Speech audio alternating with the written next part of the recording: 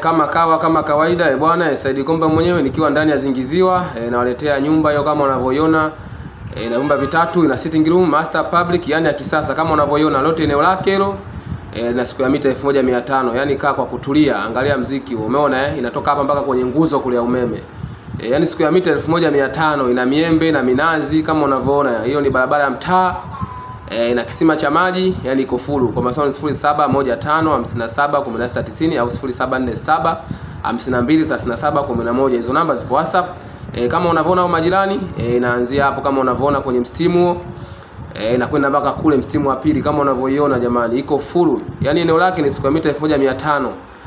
Unajipatia kwa shilingi milioni 35 tu jamani. Milioni 35. Kama ninavyokuambia siku zote, Said Komba hanaga bei.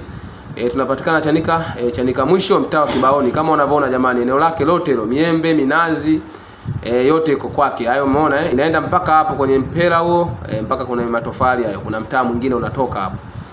Umeona inatembea, inaizunguka. Yani hilo ni eneo, hilo ni nyuma. Umeona mwembe huo? Yani miembe iko mingi, ipo kama 5 au 6 kama unavyoona, yote hiyo eneo lake. Hiyo miti yote iko ndani.